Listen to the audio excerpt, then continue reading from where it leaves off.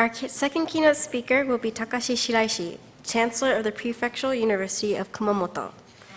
Chancellor Shiraishi has held his current position since 2018 and has had a long career in leadership positions at elite universities worldwide, including as president of the National Graduate Institute for Policy Studies. He was honored for his work when he received an Order of Cultural Merit in 2016. Please join me in welcoming Chancellor Shiraishi to the stage.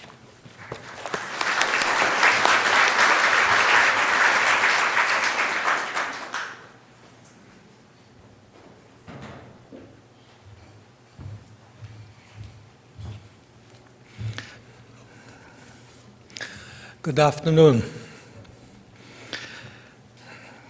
Ambassador Sifa, Mr. Shukri, Professor Calder, and friends. It's very nice to be back here for the first time since before the COVID-19 pandemic and see you all, and also to get some sense of what's going on here. 18 months have passed since Mr. Kishida came to power in October 2021. Prime Minister Kishida has made a series of important decisions on a number of strategic issues: emerging technologies and industries, defense and defense industry, cyber, energy, and diplomacy, just at a time when Japan finds itself in an unprecedented international crisis and at a historical turning point. Yet, Mr. Kishida does not enjoy the kind of public support that the late Prime Minister Abe did. And the English language media, it seems, does not know what to make of him. So let me start with an anecdote to give you a sense of what kind of person I think he is. I will then discuss some of the important decisions he made over the last 1.5 years and explore the implications of his decisions for the future of Japan, Japan-US alliance, and the Indo-Pacific. Long ago, when Mr. Koizumi was a prime minister, I once gave a lecture at a group of LDP parliamentary members, a group headed by Mr. Kishida, and I identified a set of issues, policy issues Japan should address in those days. When I was done, Mr. Kishida thanked me for the lecture, and then he turned to the audience and said, at the end of the day, it is we, the politicians, who will make the decisions. His words have stayed with me because they gave me an idea of what kind of person he is. The English language media paints him as a party stalwart and a safe conservative choice. I would say these descriptions are not exactly wrong, but if you think that he is a guy who wouldn't rock the boat, then I believe you are wrong. I think he worked to be a prime minister not just because he wanted to be a prime minister, but more importantly, to make a series of important decisions that he thinks need to be made. My sense is that he came to office with a collection of specific policy measures that he wanted to adopt. Then he tried to think how to package these measures, which are spread out across different areas of concern, such as security, economy, and social policy. He labeled, for example, a big box he tried to put some of these measures into as new capitalism. This confounded people, many of whom complained that they weren't really sure what this new capitalism was about. I think the best way to think of new capitalism is not as a cohesive, let alone systematic neo-Keynesian agenda, but rather as a box of measures he wants to take. These measures are pretty specific. They include, for example, investing in human resource development, investing in science, technology, and innovation, and supporting startups. On the other hand, Mr. Kishida's new national security strategy is more coherent and better framed. This is because the goal is pretty straightforward. Mr. Kishida came to power at a time of crisis amid the COVID-19 pandemic, and less than half a year after he became Prime Minister, Russia invaded Ukraine. Russian President Putin also threatened to use nuclear weapons. In August last year, China organized a massive military exercise around Taiwan in the wake of Speaker of the House Nancy Pelosi's visit to Taiwan. These incidents reminded the Japanese public that war, which many thought was a thing of the past, can break out any time, and that today's Ukraine could be tomorrow's Taiwan. It was against this backdrop that Mr. Kishida made his most important decisions. In his first parliamentary speech in October 2021, Prime Minister Kishida promised to come up with a new national security strategy. A draft plan, the first since 2013 under Prime Minister Abe, was approved by the Kishida cabinet in December last year. The major points of the new strategy are that Japan will do its best to create a security environment favorable for Japan and the region, and develop defense capabilities to protect itself, that Japan will do its best to strengthen and deepen its alliance with the United States to ensure America's continued commitment to the region, and that Japan will work with its ally, its de facto allies, that is Australia and the United Kingdom, and its trusted partners to achieve a free and open Indo-Pacific and international order. In other words, the new national security strategy provided a framework for policies in such areas as diplomacy, defense, economic security, technology, cybersecurity, official development assistance, and other international cooperations, and energy. Let me delve a little bit more into the details of defense policy.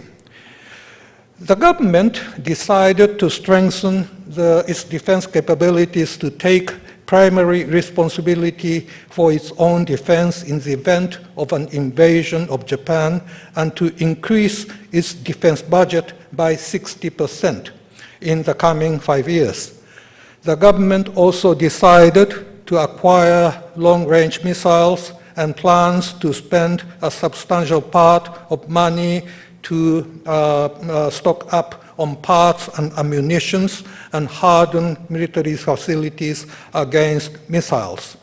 The government also plans to enhance its cyber warfare capabilities and create a new command structure by establishing joint headquarters with a commander responsible for overseeing ground, sea, and air forces.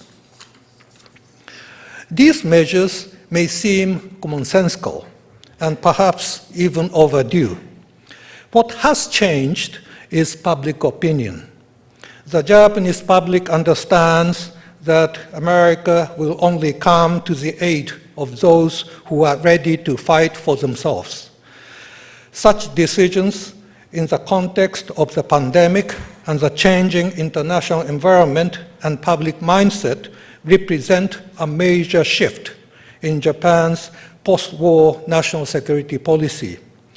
One indication of the shift in public opinion is that, unlike the protests in 2015 against the national security laws, which put tens of thousands of Japanese on the streets, there are hardly any protests this time around. Economic security is identified as a major policy area of the national security strategy. This has been in the pipeline since Mr. Abe was Prime Minister, and technology emerged as a major domain for competition between the United States and China in 2017-18.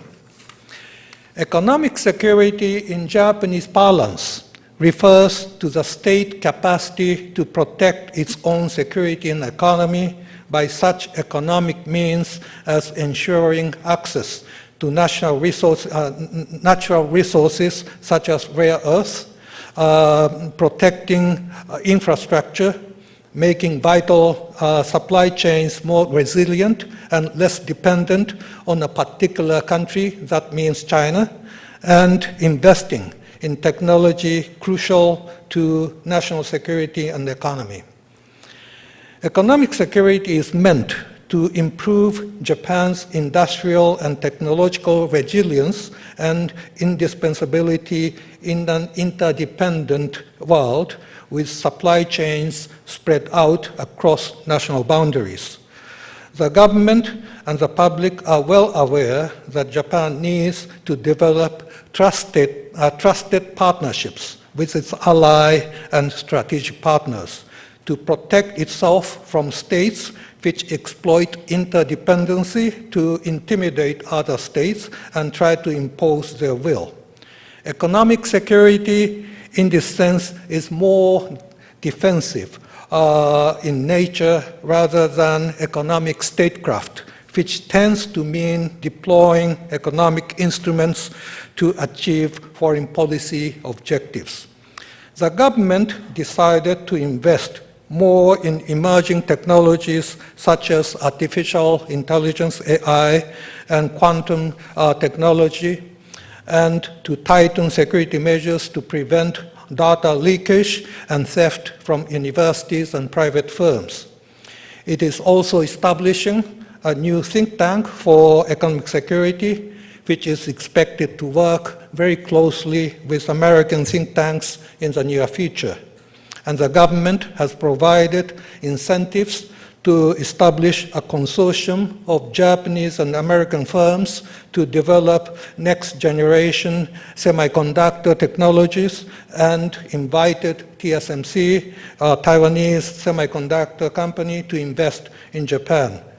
Measures taken in the name of economic security amount to a new industrial policy in an era in which industrial policy is back on the agenda everywhere, including the United States, but with clear geopolitical implications. Tinkering with Japan's weapons export policy has long been in the pipeline.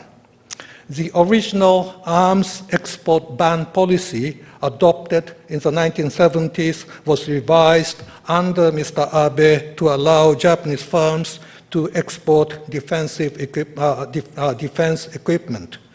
The government has been active since in signing agreement with its ally and strategic partners. It concluded a deal to export of surface-to-air missile components to the United States, and it agreed on joint development of a next-generation jet fighter with the United Kingdom and Italy.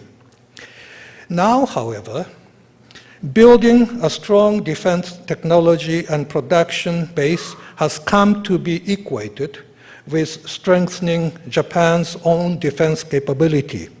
The new security strategy calls for building a strong and stable foundation for research and development, as well as production and procurement of defense equipment. the government plans to provide incentives to make defense business more attractive. Providing weapons and defense equipment is understood as an important policy instrument to deepen trusted partnerships in the Indo-Pacific, to deter states from unilateral actions to change the status quo by force, and to provide assistance and support to countries that are subject to aggression, use of force, or threat of force in violation of international laws and norms. Mr. Kishida also inherited the climate change policy adopted in 2021 by Prime Minister Suga. The Suga government has pledged to reduce CO2 emission by 46% by 2030 and achieve carbon neutrality by 2050. In the wake of the global energy crisis triggered by Russian invasion of Ukraine, Kishida shifted the energy policy emphasis. Japanese energy policy is underpinned by 4 keywords: safety, environment, energy security, and efficiency. For more than 10 years, since the Fukushima disaster, the 3 E's, that means environment, energy security, and efficiency, were subordinated to S, that is safety. Now, while safety remains the anchor, Kishida has shifted the emphasis to energy security and environment. The government prioritizes the stable supply of energy and maximum use of renewable energy and nuclear power in the short term, while encouraging structural transformation of the economy, now called green transformation, through regulatory reforms and incentives in the long term. I should remind the audience that Japan's energy self-sufficiency rate was 11% in 2021. And Japan now depends on the Middle East for more than 90% of crude oil supply. The geopolitics of energy supply should change as Japan transitions to a carbon-neutral energy and industrial structure. And finally, all the defense, economic security, defense industry, energy, and other policy measures are anchored in Japan's foreign policy, which is built on Japan's alliance with the United States and its trusted partners in the Indo-Pacific. Keeping this region free and open is the strategic objective. In conclusion, Japan's evolving national security strategy explicitly calls for deepening US-Japan cooperation to maintain and strengthen US commitment to the region. Japan and Australia have worked together to save the Trans-Pacific Partnership when the United States government under President Trump decided to withdraw from it. The Japanese government also signed agreements for defense equipment transfer with Australia and the United Kingdom and EU countries, as well as India and major ASEAN states. Australia and the United Kingdom are now widely seen as Japan's de facto allies. Japan supports ASEAN unity while engaging its strategically located members of Indonesia, the Philippines, and Vietnam bilaterally. Japan relies on the Quad framework to engage India.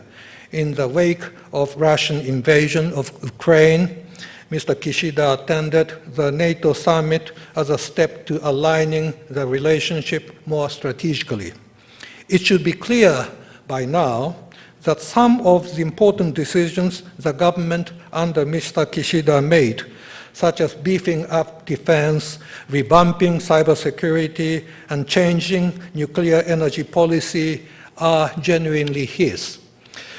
While decisions such as establishing a fund for emerging technologies, embarking on a new industrial policy for semiconductor business, and revising the defense equipment transfer were already in the pipeline before he came to power. As elsewhere, government changes do offer opportunities for policy shift, especially when the public is confronted with a major world development they did not anticipate. The rise of China, together with its increasingly hegemonic behavior, has been a serious challenge, along with North Korea's aggressive actions. But it was the Russian invasion of Ukraine that rattled the Japanese public and offered a major opportunity that Mr. Kishida seized to change Japan's course in a major way in a reset of national security policies. What are the implications then for Japan, US-Japan alliance, and Japan's engagement with the Indo-Pacific and the world? The most important that I would like to emphasize is that Japanese are and remain pacifist, but are now definitely proactive nationalists, as Mr. Abe said.